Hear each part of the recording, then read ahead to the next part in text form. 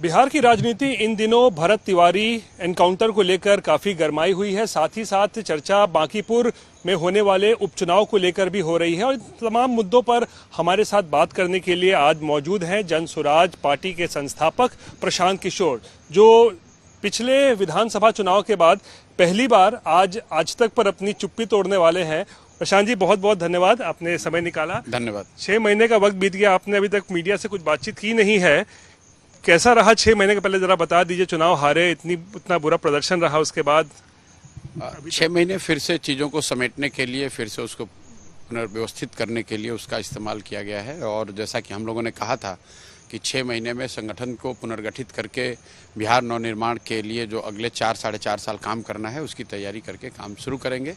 उसी के तहत आप देख रहे हैं कि हम लोगों ने अपना बेस जो पार्टी का है या मेरे रहने का है, इसको बिहार नवनिर्माण आश्रम यहाँ बनाया है। यहीं पे अभी से लेकर अगले 4-4.5 साल तक यहीं पे रहेंगे, और ताकि बिहार के समाज से, बिहार जन स्वराज के कार्यकर्ताओं से जो हम लोग की विचारधारा है, जो हम लोग बिहार में प्रयास कर रहे हैं, उसको यहीं से उसको संपादित किया जा सके और उसको घर घर पहुंचाया जा सके। पटना छोड़ के ये बाहर, मतलब एक ग्रामीण पटना के इलाके में आ गए हैं, इसके पीछे क्या वजह है? नहीं, इसकी घोषणा तो मैंने चुनाव के परिणामों के तुरंत बाद कर दी थी कि आने वाले 5 वर्ष में मैं पूरी तरीके से बिहार के समाज से जुड़कर रहने की जो सोच है, उसका एक हिस्सा ये भी है कि किसी रिहायशी बंगले में रहने के बजाय एक आश्रम बनाकर वहाँ रहा जाए और लोगों के साथ रहा जाए। यहाँ सिर्फ मैं नहीं रह रहा हूँ, यहाँ पे मेरे साथ सैकड़ों लोग, और धीरे धीरे जैसे जैसे ये आश्रम का स्वरूप फाइनल होता जाएगा, वैसे वैसे और लोग रहेंगे।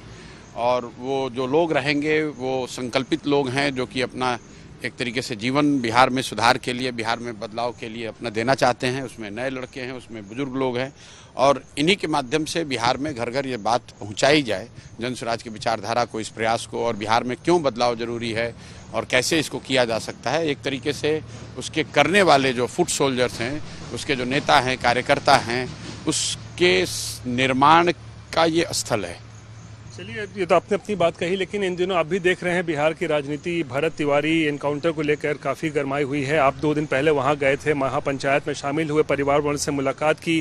क्या लग रहा है, मतलब ये एनकाउंटर? देखिए, भरत तिवारी का कोई एनकाउंटर नहीं हुआ, उनकी तो हत्या हुई है। एनकाउंटर तो बाय डेफिनेशन इसका मतलब है कि गोली दोनों ओर से चले, तो एनकाउंटर तो हुआ नहीं है। लेकिन ये तो एक मामले ने तूल पकड़ लिया है।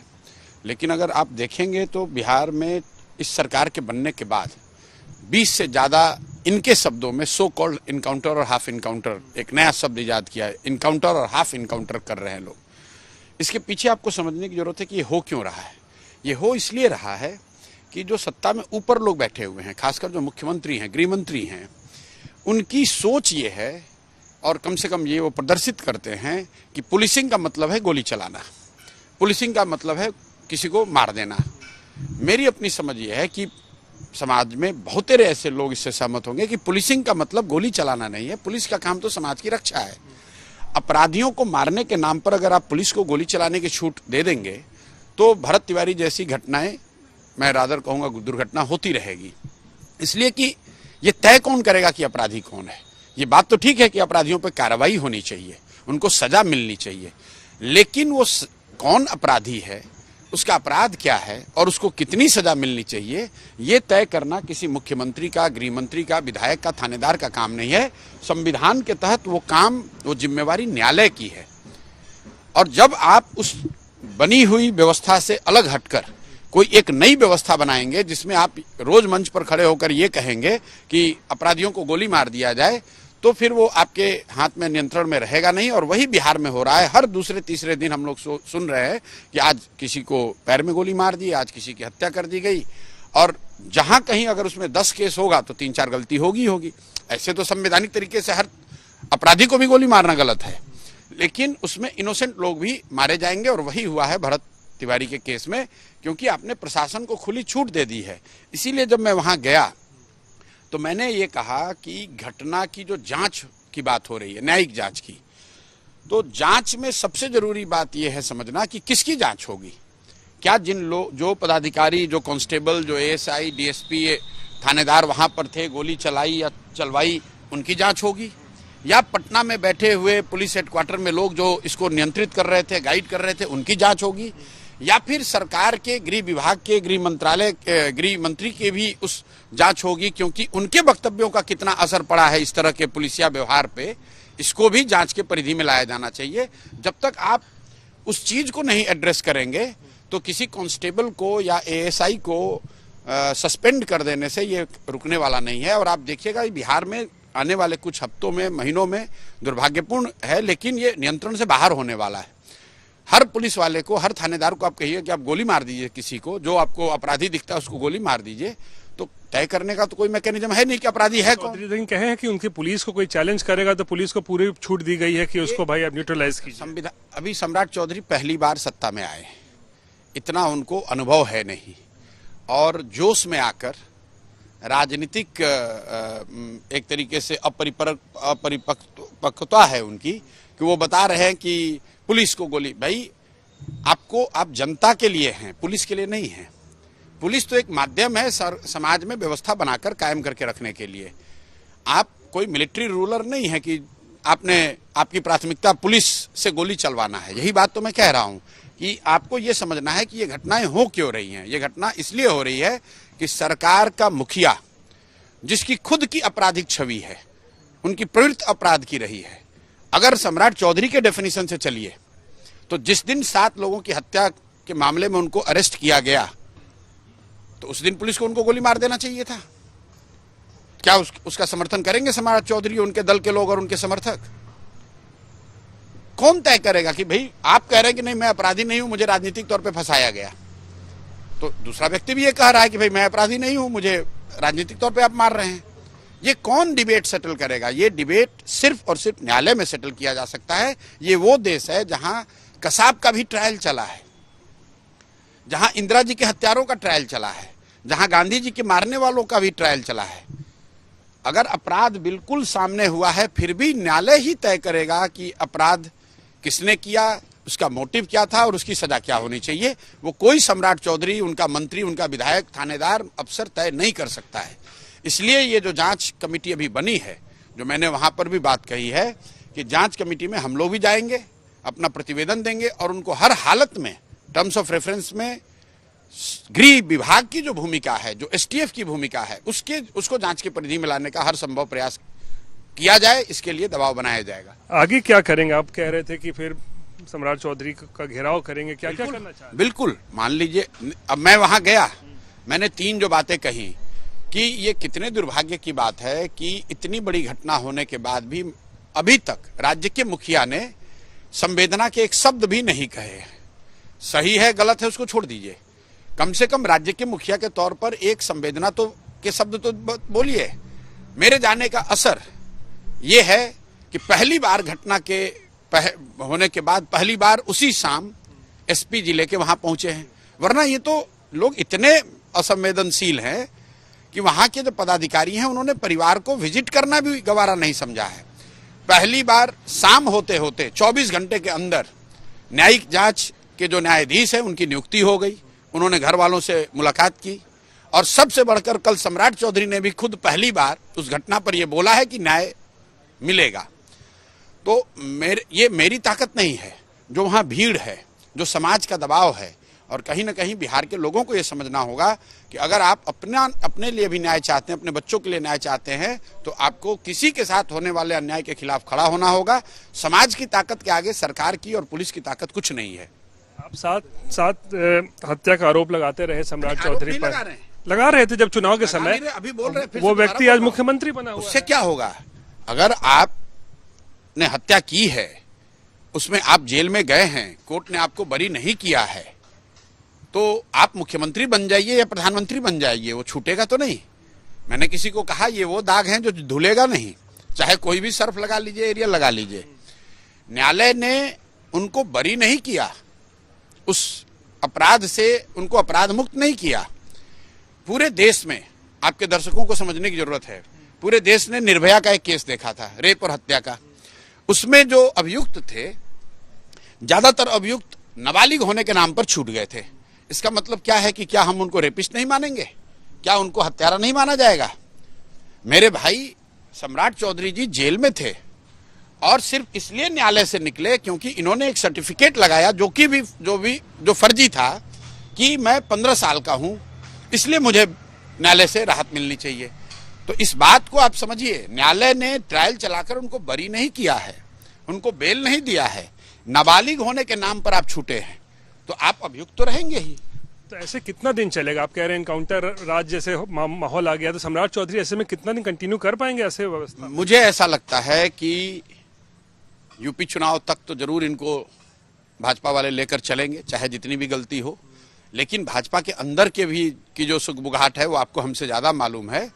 लोगों को इस बात की घबराहट भी है और कहीं ना कहीं वो चिंतित भी हैं, और इसकी शुरुआत ऑलरेडी हो चुकी है। जो पहले 2-3 महीने हैं ये तो एक तरीके से राजनीतिक हनीमून का पीरियड होता है जब, लेकिन आप देखिए इन 2-3 महीनों में ही इतनी तरह की गलती इन्होंने की है। चाहे उनके भाषणों में बोलने का तरीका, चाहे ये कहना कि जाति को देखकर गोली मारिए, या ये कहना कि हरे गमछे को देखकर गोली मारिए, या लोगों को भ्रमित करना कि अब बिहार में फिजिक्स का और केमिस्ट्री का यूनिवर्सिटी बनेगा, कि बिहार में पढ़ाई के लिए कक्षा जो है वो अब 3 बजे तक नहीं, रात में 8 बजे तक चलेगा। मतलब उलूल जुलूल बातें करना ये इनकी पहचान बन गई है, और कहीं ना कहीं जो इनका चाल चरित्र चेहरा है वो पद पर आते के साथ दिखना शुरू हो गया है। इसलिए मुझे लगता है कि ज्यादा समय तक चलेगा नहीं। भाजपा वाले भी इनको यूपी के चुनाव तक, सामाजिक जो व्यवस्था है उसको ध्यान में रखकर शायद यूपी के चुनाव तक इनको लेकर चले, उसके बाद चलने वाले नहीं है। खुद ही कहते हैं कि भाई ऊपर उत्तर प्रदेश में योगी हैं, नीचे शुभेंदु दा है, बीच में मैं हूं, अपराधी यहाँ टिकेंगे नहीं। तो क्या योगी मॉडल को यहाँ रेप्लिकेट करने की कोशिश हो रही है बिहार में? नहीं, देखिए सबसे बड़ी बात यह है कि आप लोगों को ये पूछना चाहिए कि जब ये कह रहे हैं कि बिहार को अपराध मुक्त कर देंगे, तो क्या 20 साल से जो भाजपा और जदयू की सरकार चल रही थी वो अपराध मुक्त नहीं था? क्या वो अपराध युक्त था? जो विजय चौधरी आज उप मुख्यमंत्री हैं जदयू के, उनसे जरा ये पूछिए सवाल कि क्या 20 साल के नीतीश के राज में अपराधियों का सफाया नहीं हुआ, जो सम्राट चौधरी के मॉडल की जरूरत है? 20 साल से तो भाजपा और जदयू वाले यही दावा करते रहे हैं कि राजद के जंगल राज को खत्म करके नीतीश कुमार ने सुशासन यहाँ बना दिया। तो अगर बिहार में सुशासन 20 साल से चल रहा था तो किस अपराध मुक्त की बात सम्राट चौधरी कह रहे हैं? पहली बात तो यह है कि जदयू के कितने नेता मंत्री ये मानने को तैयार हैं कि नीतीश कुमार का जो 20 साल का राज था उसमें अपराधियों का बोलबाला रहा है, जिसकी सफाई सम्राट चौधरी को करने की जरूरत है। दूसरी बात कि अगर अपराधी हैं तो उसको कानून के तहत ही तो सजा दिलवाइएगा। आप ये कह सकते हैं कि अपराधियों पर कड़ी से कड़ी कार्रवाई होगी, उनको जेल में डाला जाएगा, उनको फांसी पे चढ़ाया जाएगा। लेकिन अगर आप ये कहेंगे कि पुलिस उनको गोली मार देगी, तो क्या सम्राट चौधरी या भाजपा का नेतृत्व ये कह रहा है कि हम पुलिसिया स्टेट बना दिए बिहार को? क्या यहाँ न्यायालयों को बंद कर दिया जाएगा? तो ये तो मैंने जो आपको पहले कहा, ये राजनीतिक और प्रशासनिक अपरिपक्वता को दिखाता है, और ये चलेगा नहीं। बिहार जैसे राज्य में तो चल ही नहीं सकता है, गांव-गांव में मारपीट शुरू हो जाएगी। बीजेपी के लोग ही उनका विरोध कर रहे हैं, जेडीयू के लोग विरोध कर रहे हैं, विपक्ष तो कर ही रहा है। करेंगे। आप देखिए इस मुद्दे पर हर व्यक्ति विरोध कर रहा है। जिस महापंचायत की आप बात कर रहे हो तो सब भाजपा ही वहां बैठे हुए थे, भाजपा से जुड़े हुए संगठनों के लोग बैठे हुए थे। कौन व्यक्ति इस बात के लिए सहमति देगा कि आप किसी सामाजिक कार्यकर्ता को जो समाज के लिए लड़ रहा था या समाज के लिए आवाज उठा रहा था, उसको आप गोली क्यों मार देंगे? संभव है कि उसने उस समय उस वक्त जो किया वो गलत है, आप उसको पकड़ लेते, आप उसको उस पर ट्रायल चला देते, आप उसको गोली क्यों मारेंगे? और यही जांच का विषय है, क्योंकि लोकल पुलिस ने उसको नहीं मारा है। लोकल पुलिस तो 3 दिनों से वहां जा रही थी, एसटीएफ ने मारा है। तो ये जांच का विषय है कि आखिर एसटीएफ को क्यों भेजना पड़ा? वो कोई दुर्दांत अपराधी आतंकवादी तो था नहीं। तो किसी न किसी ने गृह विभाग से या एसटीएफ से या पुलिस हेडक्वार्टर से ये आदेश तो दिया होगा। एसपी साहब अब खड़े होकर बयान दे रहे हैं। देखिए, हो ये रहा है कि अब जब समाज का दबाव बना है और लोगों को लग रहा है कि अब तो गर्दन कटेगी, तो जो निचले पदों पर काम कर रहे हैं लोग, उनकी बलि चढ़ाई जा रही है। मेरे भाई कांस्टेबल या एएसआई, डीएसपी, ये तो किसी न किसी के आदेश का पालन कर रहे थे, और नहीं तो जांच के द्वारा ये बताइए कि नहीं, ये ऊपर के आदेश के विरुद्ध जाकर उन्होंने गोली चलाई। नहीं तो किसी ने तो एसटीएफ से आदेश दिया होगा गोली मारने की। एसपी को कैसे नहीं पता है? वहां एसटीएफ मूव किया है और एसपी को पता नहीं है। और अगर पता नहीं है तो फिर किस बात के एसपी हैं? एसटीएफ के हेडक्वार्टर के यहाँ पर जो लोग बैठे हैं, एडीजे लॉ एंड ऑर्डर हैं, बैठ के प्रेस कॉन्फ्रेंस कर रहे हैं गलती हो गई है, हम लोग जांच कर रहे हैं। अरे भाई, आपकी भूमिका की भी तो जांच होनी चाहिए। आप तो एडीजे लॉ एंड ऑर्डर हैं। 3 दिन से ये घटना चल रही थी। खुद सम्राट चौधरी ने एक सिवान में अपने सभा में इसकी जिक्र किया है। इसका मतलब है कि सरकार को शीर्ष पर बैठे लोगों को इसकी जानकारी थी कि वहां क्या हो रहा है, वहां क्या परिस्थिति है। उस परिस्थिति के नजरिए से आपने वहां एसटीएफ भेजा, पुलिस फोर्स भेजा और उसने गोली चलाई है। तो ये साफ दिखाता है कि ये किसी मालाकार साहब ने अकेले गोली नहीं चलाई है, कोई डीएसपी की ताकत नहीं है। जब तक एसपी, एसटीएफ और गृह विभाग के आला अधिकारियों ने हरी झंडी नहीं दिखाई होगी, तब तक इस तरह के मामले नहीं हो सकते हैं। सरकार अब उनका गला फंस गया है, तो छोटे पदाधिकारियों की बलि चढ़ाकर अपनी जान बचाना चाहते हैं, वो होगा नहीं। चलिए प्रशांत जी, एक दूसरे मुद्दे पे बांकीपुर को लेकर अब बात करते हैं, क्योंकि आप तो पटना से बाहर यहाँ आ गए हैं, लेकिन अभी उपचुनाव होना है बांकीपुर में। बड़ी चर्चा है कि भाई प्रशांत किशोर ही वहां से क्यों नहीं लड़ जाते हैं। ये बड़ी चर्चा चल रही है। बिल्कुल चर्चा है। क्यों चर्चा है, आप इसको समझिए। जो भाजपा के एनडीए के वोटर हैं, जैसा कि आपके दर्शकों को पता है, बांकीपुर वो सीट है जो भाजपा पिछले 40-45 साल से हारी नहीं है। आप मानकर चल सकते हैं कि वो भाजपा का बिहार का सबसे मजबूत सीट है राजनीतिक नजरिए से। वहां के लोग आकर ये कह रहे हैं कि प्रशांत जी आप लड़िए, क्योंकि लोग इतने इससे ज्यादा इस प्रेजेंट सरकार से इतने नाखुश हैं, खासकर इसके मुखिया के तौर पर सम्राट चौधरी के चयन से इतने नाखुश हैं कि जो भाजपा के वोटर हैं वही आके कह रहे हैं कि आप लड़िए, क्योंकि हम लोग लालू जी को की पार्टी को तो वोट दे नहीं सकते हैं, लेकिन आप जैसा व्यक्ति कोई खड़ा होगा, जनसुराज का कोई आदमी खड़ा होगा, तो हम लोग ये मैसेज भेजना चाहते हैं कि नहीं, वोट लेने के बाद नीतीश कुमार को हटाकर जो सम्राट चौधरी को बनाया गया है ये सही चयन नहीं है, और इससे बिहार की जनता इंक्लूडिंग भाजपा के वोटर भी इससे सहमति नहीं रखते हैं। ये बिल्कुल क्लियर है, और हम लोग ये बता भी रहे हैं बिहार बांकीपुर की जनता को कि भाई आप ये कह रहे हैं कि हमने सम्राट चौधरी के लिए वोट नहीं दिया था, तो आप मोदी जी को, अमित शाह जी को कैसे बताएंगे कि आप इससे सहमत नहीं हैं? आप कोई मोदी जी से फोन पर तो बात करेंगे नहीं। तो आपके पास अवसर है, ईवीएम पर भाजपा को हराइए। मोदी जी को खबर हो जाएगी कि जो निर्णय यहां पर उन्होंने सम्राट चौधरी को मुख्यमंत्री बनाकर लिया है उससे बिहार की जनता इंक्लूडिंग भाजपा के कार्यकर्ता समर्थक सहमत नहीं है। सम्राट चौधरी, तो चलिए बात की बात है कि एक आप रेफरेंडम की बात कर रहे हैं, लेकिन पहले तो प्रशांत किशोर पे सवाल होगा। पिछले विधानसभा में आप कहते थे करगहर की जनता चाह रही है चुनाव लड़े, आप नहीं लड़े। राघोपुर की जनता चाह रही है, आप कह रहे थे, आप नहीं लड़े। अब एक और सवाल पूछ लेता हूँ ये कि उस समय देखिए आप अब आप बहाना इसको मैं नहीं कहूंगा, लेकिन आपने कहा कि भाई अगर मैं ही चुनाव लड़ूंगा तो सारा मशीनरी मेरे चुनाव में लग जाएगा, तो मेरे बाकी के उम्मीदवारों को कौन जिताएगा। अब अभी तो एक ही चुनाव है, तो क्यों नहीं लड़ जाते हैं? जनता की बात सुन। बिल्कुल लड़ा जाएगा, बिल्कुल लड़ा जाएगा। अगर सबकी सहमति ये है कि मुझे ही लड़ना है तो लड़ा जाएगा, इसमें कोई दिक्कत नहीं है। देखिए, जो लोग, अगर मुझे राजनीतिक कोई डर होता है या चुनाव लड़ने हारने जीतने से मैं डरता, तो क्या आपको लगता है कि बिहार में इतना बड़ा प्रयास मैं कर रहा होता है? और परिणाम आने के बाद भी एक दिन भी बिहार छोड़कर नहीं गए हैं, लगे हुए हैं। तो बोल दिया कि बांकीपुर से चुनाव लड़ेंगे। नहीं, देखिए, एक दल की मर्यादा है, दल का एक तरीका है, लेकिन मैं आपको कह रहा हूं कि अगर हमारे लड़ने की जरूरत है, हमारे लड़ने से भाजपा यहाँ हारती है, तो वो भी किया जाएगा। लड़ने के लिए तो वहां तैयार है, बिल्कुल पार्टी तैयार है, हम तैयार हैं, सब लोग तैयार है, लेकिन पहले चुनाव की घोषणा होने दीजिए। तो दल से वो तो प्रक्रिया है। हाँ, वो प्रक्रिया अलग चीज है। हर दिन आज बांकीपुर में, आप लोग तो खुद पटना में रहते हैं, सबसे ज्यादा सक्रियता तो जनसुराज की ही है। आप ही बाहर निकल के आ गए, हम ही निकल के आ रहे हैं। नहीं, ये तो चूंकि मेरा पहले का कमिटमेंट है कि मैं आश्रम में ही रहूंगा, लोगों के साथ रहूंगा, जनसुराज के कार्यकर्ता साथियों के साथ रहूंगा अगले 4-5 साल, इसलिए ये व्यवस्था बनाई जा रही है। ये बताइए, आप जो ये बांकीपुर में प्रचार प्रसार कर रहे हैं, जनसंपर्क कर रहे हैं, एक चीज आप बड़ा बोलते हैं कि भाई जनसुराज को ट्राई कीजिए, क्योंकि बीजेपी का भी एक संख्या बढ़ जाएगा तो क्या फायदा होगा, आरजेडी की भी एक संख्या अगर बढ़ जाएगी तो कुछ नहीं होना है। ये दलील नहीं, क्यों?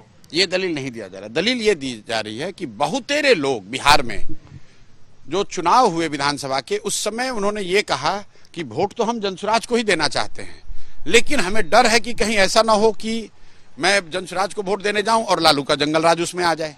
इसी तरीके से लालू जी के जो समर्थक थे, खासकर मुसलमान वर्ग के बहुत सारे लोग, उन्होंने जनसुराज को वोट देना था, लेकिन इसलिए ना उन्होंने वोट नहीं दिया, उनके शब्दों में, कि कहीं हम जनसुराज को वोट देने जाए और भाजपा बीच में आ जाए। तो इस बात को ये बताया जा रहा है कि भैया अगर सिर्फ आपने इसलिए वोट नहीं दिया था क्योंकि आपको डिपेंडिंग ऑन कि किस पार्टी के आप समर्थक हैं, ये डर था कि विपक्षी पार्टी ना आ जाए, तो वो डर तो अभी नहीं है। अगर आप भाजपा के समर्थक हैं, भाजपा के वोटर हैं, लेकिन आपको जनसुराज पसंद है, तो भाजपा की सरकार बांकीपुर में हारने से तो खत्म होगी नहीं। भाजपा की सरकार तो अगले 5 साल के लिए है, लेकिन आप एक अच्छे व्यक्ति को जिताकर, जनसुराज को जिताकर एक मैसेज दे सकते हैं कि भाजपा बिहार के वोटर्स को, बांकीपुर के वोटर्स को टेकन फॉर ग्रांटेड नहीं ले सकती है। उसी तरीके से जो लालू जी के वोटर हैं, उनके पास ये जो डर था कि भाजपा की सरकार बन जाएगी, तो भाजपा की सरकार तो बनी हुई है। तो अगर आप कोई एक ऑल्टरनेट ताकत को वोट देंगे जो भाजपा को हरा सकती है, तो कहीं ना कहीं बिहार में एक नई राजनीति की शुरुआत हो सकती है। रेफरेंडम क्यों मान रहे हैं आप बांकीपुर को? रेफरेंडम इसलिए मान रहे हैं क्योंकि पहली बार भाजपा का मुख्यमंत्री बिहार में बना है। अभी तक चेहरा नीतीश कुमार रहे हैं और भाजपा पीछे से रहती है। उनका संगठन है, उनकी विचारधारा है, उनका पैसा है, उनकी सरकार है, उसकी ताकत है, लेकिन चेहरा नीतीश कुमार रहे। ये पहली बार भाजपा का मुख्यमंत्री है और तब चुनाव होगा, तो कहीं ना कहीं भाजपा के कार्यशैली पर, डबल इंजन की सरकार पर, उनके बुलडोजर वाली नीति पर, उनके इनकाउंटर वाले नीति पर, इन सब पर जनता पहली बार वोट कर रही होगी। ठीक है, एक ही विधानसभा में वोट हो रहा होगा, लेकिन ये परिस्थिति नहीं है क्योंकि इससे पहले भाजपा का कोई मुख्यमंत्री नहीं रहा है और उस विधानसभा में हो रहा होगा जो भाजपा की सबसे बड़ी ताकत है। इसलिए मैं कह रहा हूं कि अगर बांकीपुर में भाजपा हारी तो उनके लिए बहुत बड़ी समस्या होने वाली है। अच्छा, एक दो राष्ट्रीय मुद्दों पर भी प्रशांत जी को क्या आपकी नज़र रहती है? आपने 5 राज्यों का चुनाव देखा, लेकिन पश्चिम बंगाल के बारे में बात करेंगे क्योंकि आपने वहाँ पे ममता बनर्जी पार्टी के लिए काम किया हुआ है। क्या हो गया ये पश्चिम बंगाल में? नहीं, देखिए, एंटी इनकम्बेंसी रही होगी और कहीं ना कहीं टीएमसी वाले थोड़े कॉम्प्लेसेंट हो गए थे, क्योंकि आपको याद होगा 2021 में जिस चुनाव में मैं जुड़ा हुआ था, जिसमें टीएमसी जीती थी, उससे पहले के पंचायत और लोकसभा के चुनाव में टीएमसी को झटका लगा था और पूरे भारत में ये चर्चा चल रही थी कि भाजपा बंगाल जीत रही है या जीत सकती है, टीएमसी हार सकती है। तो जब आप थोड़ा डरे हुए होते हैं तो आप सुधार का, बेहतरी का प्रयास करते हैं, मेहनत करते हैं। उसके उलट इस बार पंचायती चुनावों में टीएमसी को बड़ी जीत मिली और लोकसभा के चुनाव में भी हम लोग जैसे लोगों के आकलन के विपरीत टीएमसी को अच्छी सीटें आ गई। तो अब जो भाजपा का समर्थक था बंगाल में, वो भी कह रहे थे कि नहीं, लड़ाई तो अच्छी होगी लेकिन जीत तो दी ही जाएंगी। तो कहीं ना कहीं वो कॉम्प्लेसेंसी थी और बीजेपी ज्यादा तैयारी करके गए थे। बाकी जो सरकारी व्यवस्था है, एसआईआर है, सेंट्रल फोर्सेस का उपयोग दुरुपयोग है, लोगों को एडमिनिस्ट्रेशन को टेक ओवर करने की बात है, वो सारी बात तो है, काउंटिंग में हंगामा हुआ है, वो सारी बात है, लेकिन मूल बात मैं मानता हूं कि कहीं ना कहीं टीएमसी ने इस चुनाव में दे वर कॉम्प्लेसेंट। उन्होंने हल्के से लिया, हल्के से इस नजरिए से लिया कि उनको लगा कि अब बंगाल में भाजपा हमको नहीं हरा सकती है, उसका ही लाभ भाजपा उठा ले गई। उसके बाद जो देख रहे हैं हम, विधायकों का 50-50-60 विधायकों का पार्टी छोड़ देना, ममता से अलग होना, सांसदों का छोड़ देना, तो ये कहीं दिखाता नहीं कि ममता से भी नाराजगी थी जो कहीं ना कहीं अंदर था, वो बाहर निकल कर आया। देखिए, ये तो पार्टी का अपना इंटरनल मैटर है और पार्टी और उसकी विचारधारा वो विधायकों से और एमपी से तय नहीं होती है। कांग्रेस की आप देख लीजिए, कांग्रेस के जो हालात हैं, पिछले 10-12 सालों में कितने नेता कांग्रेस को छोड़कर चले गए। इसका मतलब कांग्रेस खत्म तो नहीं हो गई। कोई बड़ा नेता, एमएलए, एमपी बड़ा नेता छोड़कर जाता है तो तात्कालिक तौर पर जरूर दल को झटका लग सकता है, दल कमजोर दिख सकता है, हो सकता है, लेकिन मूलतः हम लोग को ये नहीं भूलना चाहिए कि आज भी टीएमसी को 2 करोड़ से ज्यादा वोट बंगाल में पड़ा है और वो वोट सही या गलत ममता बनर्जी के लिए पड़ा है, उनकी नीतियों पर पड़ा है, उनके विचारधारा पर पड़ा है, उनके कार्यक्रमों पर पड़ा है। तो उस 2 करोड़ वोट को आप 10, 20, 25, 50 एमएलए के आने जाने से नहीं तौल सकते हैं। एमएलए तो जीत कर जब आए हैं तो टीएमसी के सिंबल पर जीत कर आए हैं, तो क्या वो निर्दलीय जीत पाएंगे? तो मैं एमएलए और एमपी के या कुछ कॉर्पोरेटर्स के छोड़ के जाने को बहुत बड़ी घटना नहीं मानता। सर्वाइवल की लड़ाई तो है ये ममता के लिए। सर्वाइवल की लड़ाई है जब आप विपक्ष में चर्चा एक से मैं जोड़ दूं इसमें कि चर्चा ये भी है कि भाई कांग्रेस से मर्जर करने की नौबत आ गई है। मुझे ऐसा नहीं लगता है कि ऐसा कभी होगा, लेकिन ये जरूर है कि जब आपको इतनी बड़ी हार मिलती है और आपके विपक्ष में बीजेपी जैसी एग्रेसिव पार्टी है तो जरूर वो चाहेंगे कि आपको दबाएं, आपको खत्म कर दें, लेकिन पार्टियां ना एक दिन में बनती हैं ना एक दिन में खत्म हो सकती हैं। विचारधारा का जो प्रभाव है, जो संगठन है, वो टीएमसी एक दिन में बनी नहीं है, टीएमसी एक दिन में खत्म नहीं होगी। और ये बात सिर्फ टीएमसी के लिए नहीं है, कांग्रेस के लिए हो या भाजपा के लिए हो। भाजपा के भी कभी 2 एमपी आ गए थे, लेकिन उससे भाजपा की विचारधारा, उनका संगठन वो थोड़ा कम ज्यादा हो सकता है, वो खत्म नहीं हो सकता है। कोई बर्जर का आपकी लग रहा है हो सकता है वो, जो ये छोटी छोटी पार्टी, मैं क्यों बोल रहा हूँ, मैं जितनी राजनीतिक समझ मेरी है, मैं दावा नहीं कर सकता हूं, मुझे पता नहीं है कि उनकी क्या बात हो रही है, लेकिन जो बाहर से दिखता है, जो मेरी थोड़ी बहुत समझ है, मुझे ऐसा कभी नहीं दिखता है कम से कम अगले 5-7 सालों में, 10 सालों में, कि टीएमसी और कांग्रेस का बंगाल में मर्जर हो जाएगा। ये बिल्कुल सिरे से इस बात को मैं खारिज। टीएमसी नहीं, छोटे दल जैसे एनसीपी महाराष्ट्र में, जो मतलब आप समझ रहे कहीं नहीं, कहीं मर्जर का कोई ऐसा नहीं है। बहुत मुश्किल है, इसलिए कि कांग्रेस भी कोई उफान पर नहीं है। आप देखिए भाजपा की सर्वाइवल के लिए सब आ जाए। मैं आपको बता रहा हूं, आप इसके लिए कोई आपको बहुत इनसाइडर बनने की जरूरत नहीं है। भाजपा की आज इतनी ताकत है, सत्ता में हर जगह है, करीब करीब 75% इंडिया रूल कर रहे हैं। इसके बावजूद छोटी छोटी पार्टियां हैं। बिहार को देख लीजिए, क्या मांझी जी मर्ज कर जाएंगे बिहार भाजपा में? क्या कुशवाहा जी मर्ज कर जाएंगे भाजपा में? क्या चिराग पासवान मर्ज कर जाएंगे भाजपा में? कांग्रेस के नहीं रहे थे ना पहले से। मेरी बात समझिए आप, पार्टियों का गठबंधन में जाना सर्वाइवल के लिए या अकेले लड़ना और मर्ज करना, दोनों दो बात है। क्योंकि अलग पार्टी है तो उसकी पीछे सोच है, उसके पीछे कारण है। और कई बार ये जिस पार्टी को आप कह रहे हैं कि मजबूत है, जिसमें मर्ज करना चाहिए, वो लोग भी ये नहीं चाहते हैं। क्योंकि आप अगर इसको कॉर्पोरेट के एग्जाम्पल से देखें, मान लीजिए हिंदुस्तान लीवर है, वो रिन भी बनाती है और सर्फ भी बनाती है। दोनों जब आप खरीदते हैं तो पैसा तो हिंदुस्तान लीवर के पास ही जा रहा है, तो क्या वो दोनों को मर्ज करके एक ही ब्रांड बना देना चाहिए? तो इसके पीछे न कोई स्ट्रेटेजिक सोच दिखती है, अनलेस कि जो पार्टी है बिल्कुल उसको चलाना मुश्किल हो जाए। मर्जर की संभावना बहुत कम है, टीएमसी हो या एनसीपी कोई भी हो। मैं एनडीए के पार्टनर्स की भी बात कर रहा हूं। क्या शिवसेना मर्ज कर जाएगी? सिंधिया गुट है, क्या वो मर्ज कर गए भाजपा में? तो और मजबूत हो गया अभी। एनसीपी भी नहीं मर्ज किया है, टीएमसी भी नहीं मर्ज करेगी। अरे ये तो बड़ी पार्टियां हैं, इससे बहुत छोटी पार्टियां भी मर्ज नहीं करती हैं। मर्जर बहुत बड़ी बात है, मर्जर बहुत बड़ी बात है। इंडिया ब्लॉक के लिए क्या देखते हैं? मीटिंग हुई है, मुझे सब नहीं लोग। मालूम है, मुझे उसकी कोई जानकारी नहीं है। और मैं अपने आप को जहां तक हो सके बिहार के बाहर की घटनाओं से अलग ही रखता हूं। ऐसे चूंकि हम लोग इस फील्ड में हैं, तो जितना सामान्य नागरिकों को जानकारी, वैसे हम लोग को भी जानकारी है थोड़ी बहुत। लेकिन राजनीतिक गतिविधियों में, देश की राजनीति में क्या हो रहा है, उसमें मेरी ना कोई सहभागिता है, ना मेरी भूमिका है, ना मैं चाहता हूं। मैं चाहता हूं एकजुट होना चाहिए बीजेपी को भी। भाई देखिए, ये तो नो ब्रेनर है। जब आप अकेले नहीं लड़ पा रहे हैं तो स्वाभाविक है कि आपको एकजुट होना चाहिए। लेकिन एकजुट होने के पीछे की जो सोच है, इस पर मैं अपनी पहली भूमिका में लंबी टिप्पणी मैंने करी है।